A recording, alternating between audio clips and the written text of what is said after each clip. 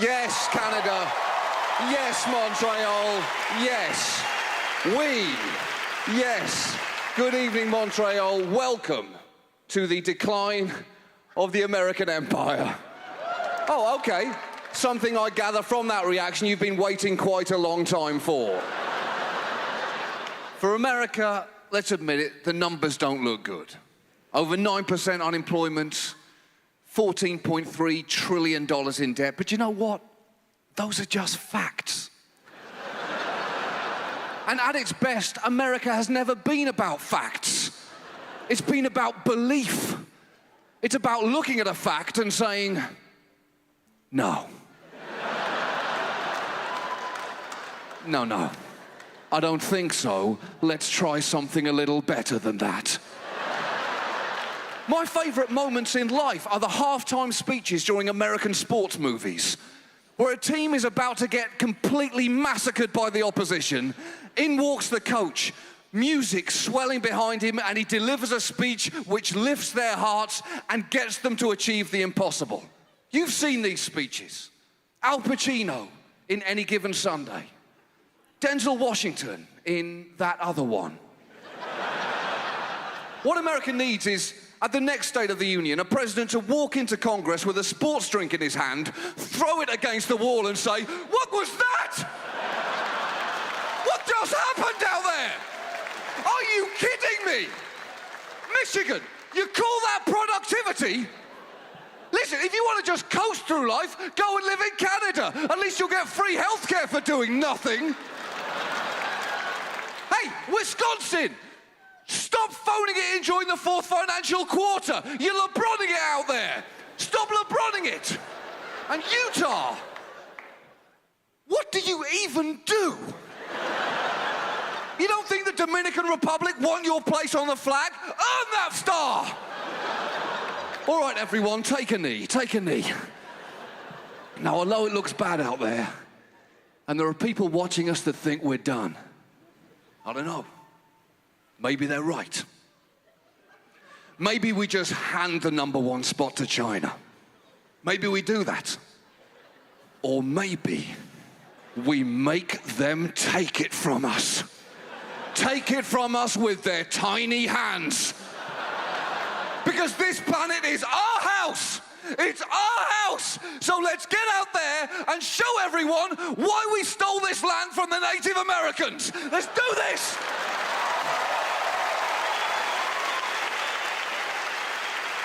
Is it over for America? I don't know. What's the evidence? I can tell you one story that I think is illustrative of something. I was in Boise, Idaho recently for the first and, God willing, final time. And I saw something I will never forget. At the center of Boise, right on Main Street, there is this huge gray building. And on the front of the building is just one word written in golden letters. And that word is library. And then there's an exclamation mark.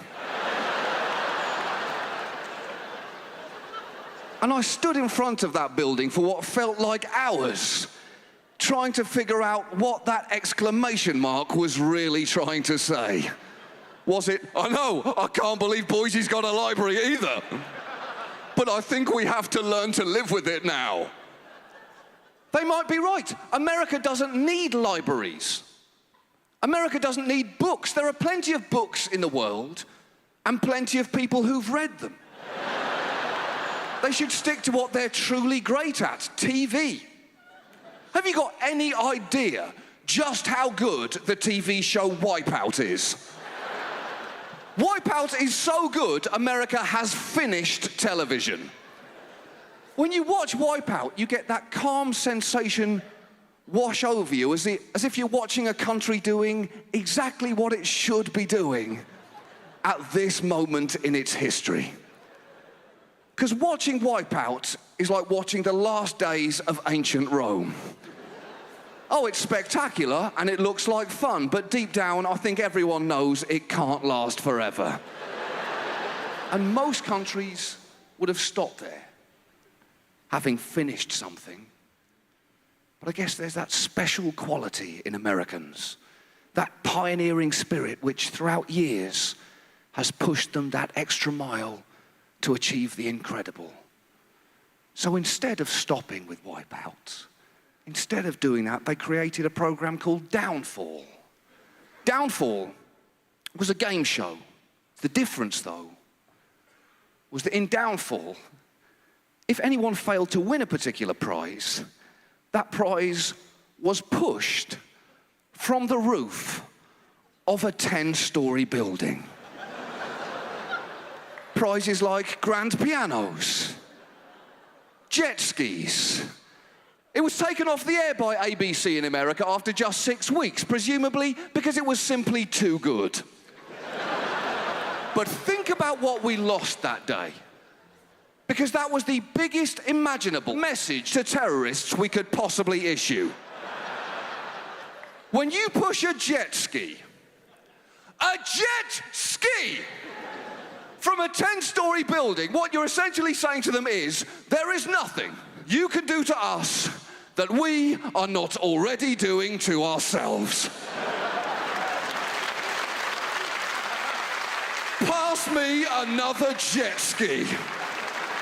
These people don't frighten me, I frighten me.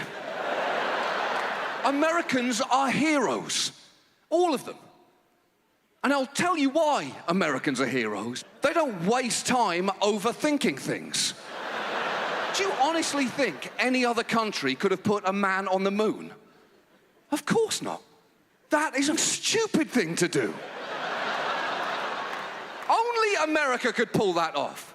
Because only America would send his friend up a few years later with a set of golf clubs so they could whack a few balls around up there. It makes complete sense if you don't really think about it. Most Guinness World Records are held by Americans. There's a very good reason for this, and that is that most Guinness World Records are ridiculous, and they are good at that.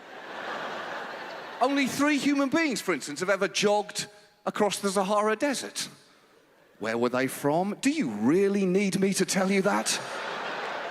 Or in your hearts, do you not already know? 3 Americans jogging across one of the least hospitable places on Earth. iPods dangling out of their ears. Hurdling over refugees. And who did it? USA, baby, that's who. Woo! There's another one. They're everywhere. I wanted to see if this theory stood up.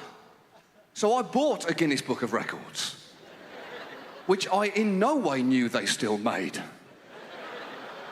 And I pulled out 3 records at random to see who had dominated each field. Record number 1 was this: most live rattlesnakes held in the mouth. Ooh. Huh. 10 is the answer to that unexpected question. Who did that? Jack Bibby. When? 2006. What country is he from? I'll give you a clue. It's got 2 syllables and it starts with M. That's right, Merca. Merca did it. Record number 2, oldest male stripper. Oh. Cherish the final few moments you have of not knowing the answer to this. He's 76. His name, Bernie Barker. Where's he from? This will not surprise you. Miami, Florida. That is supply and demand. That is capitalism at its best and worst. Record number 3, the Super Bowl. Largest gathering of people dressed as gorillas.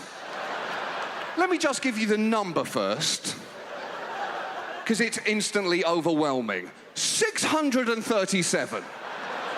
Think about that for a second. At that point, you are either importing gorilla costumes or making them on site, because no one world city has 637 gorilla costumes on the off chance that people will mobilize and require them at exactly the same time. Think about the logistics involved. When did this happen? 1999. Where did it happen? London, England. We did that! We did that! We did that! No one dresses up as gorillas better than us! Nobody! Nobody! Please, Canada, do not break that record. It is literally all my people has left. Check out these other great clips and be sure to subscribe and ring the bell to be notified about our latest videos.